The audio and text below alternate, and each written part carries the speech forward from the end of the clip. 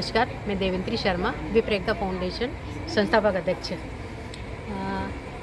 आज स्त्री सम्मान जो रखा हुआ है मैंने, ये मेरे वो महिलाएं हैं जिनको कि मैं रोज़ काम करते हुए देखती हूँ, जो कि अपना घर भी संभालती हैं और बाहर भी दूसरे का घर भी संभालती है। और वो जो घर संभालती है उनकी वजह से सारे बच्चे और महिलाएं टाइम पे अपने नौकरी पे जा सकती हैं, उनके बच्चों को संभालती है, जो कि पढ़ लिख के बहुत आगे तक बढ़ते हैं।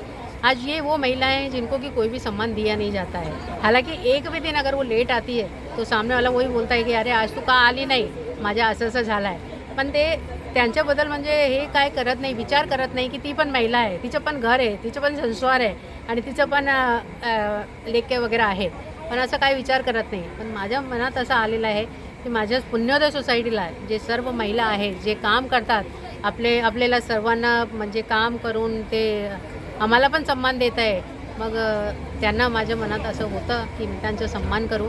आणि मी आज हा प्रोग्राम ठेवला त्यांच्या सन्मानसाठी आणि त्यांना मी सन्मान केला आणि त्यांच्या ते लोकांना उन लोगों को बहुत बहुत बहुत अच्छा लगा। वो लोग इतने खुश थे, उन्होंने बोला कि हमारे को कोई भी एक फूल की पाकड़ी भी नहीं देता है कभी, और आज अब इतना बड़ा सम्मान कर रहे हैं, हमारे लिए ये बहुत खुशी की बात है। ये जो उनके तरफ से जो मेरे को मिला ना, ये मेरे लिए सम्मान है, ये मेरे लिए बहुत खुशी की बात है, जो वो मेरे लिए ये विचार रखते हैं। धन्यवाद। नमस्कार, मैं सुश्री संध्या रमेश पाराशर कल्याण से विप्र एकता फाउंडेशन की वाइस प्रेसिडेंट हूँ। और जब से हमारी संस्था रजिस्टर हुई है उसके बाद से मैं और दीपा दीदी मिलकर हम लोग काम कर रहे हैं महिलाओं के लिए, गरीब वर्ग के लिए। और सबसे ज़्यादा हमने हमारे घर का सामान तक कोरोना काल में दिया है, और घर के टीवी तक मैंने दे दिया।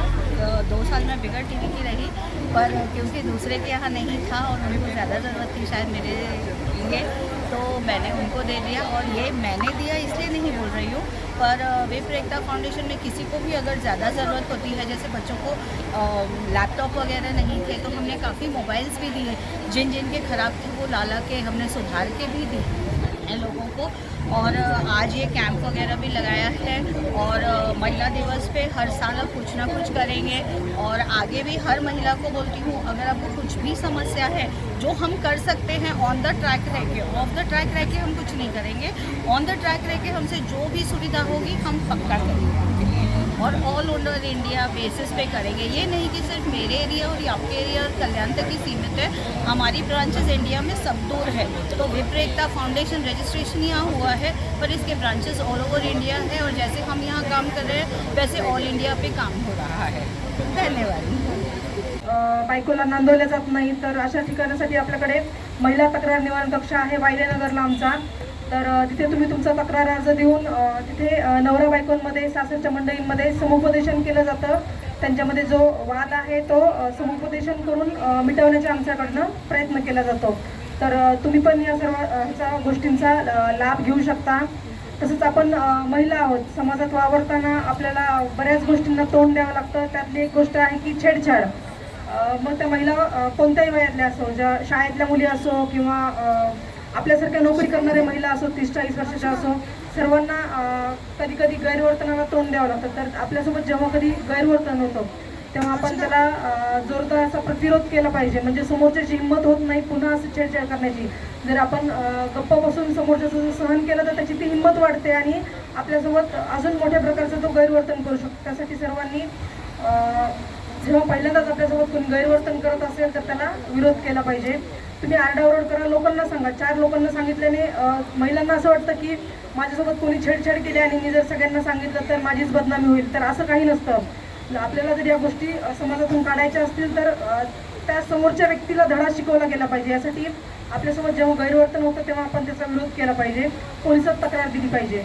योगेश सध्या मला कमीत कमी इथे म्हणजे 13 वर्ष झाले पुण्यनगर पार्कमध्ये काम करून। मी लाल चौकीला राहते। तर आता म्हणजे त्या दिवशी 8 मार्च जागतिक महिला दिन, त्याच्या अगोदर मॅडमने आम्हाला सांगितलेलं की आमच्याकडे तुमचं आधार कार्डचं झेरॉक्स आणि मोबाईल नंबर आमच्याकडे जमा करा। आम्ही विचारलं फर्स्ट टाईम कशासाठी, ते बोलता तुमचा एक सत्कार समारंभ करायचा। तो शब्द ऐकून इतकं जीवाला भारी वाटलं ना, जे आजपर्यंत हे 13 वर्षामध्ये मी बघते, जसं बघत आली ते 13 वर्षामध्ये आजपर्यंत कोणालाही जमलं नाही. एकतर म्हणजे प्रत्येक घरामध्ये प्रत्येक व्यक्ती आम्हाला सन्मान देते. हे चुकीचं आहे माझ्या बाबतीत, तरी मी जे अनुभवते ते सांगते. पण तो सन्मान जो प्रत्येक घरामध्ये भेटतो किंवा नाही भेटत, तो आज मला यांच्याकडनं भेटला. आणि मी ह्या दिवसाची गेली 8 तारखेपासून ह्या दिवसाची वाट बघत होती आणि खूप एक्सायटेड, इतकं भारी वाटतं ना का मॅडम पुढच्या वर्षी, ह्या वर्षी तरी नाही आम्हाला तुमचा सत्कार करता आला, कारण हे पहिली वेळ आहे. पण नेक्स्ट टाईम जास्त नाही, पण मी एक श्रीफळ देऊन कारण तुमचा नक्कीच सत्कार करेन.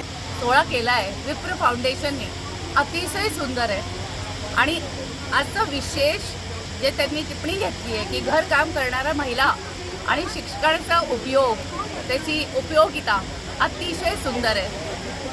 मी मॅडमला धन्यवाद करते की त्यांनी मला इथे बोलवलं आणि सन्मानित केलं.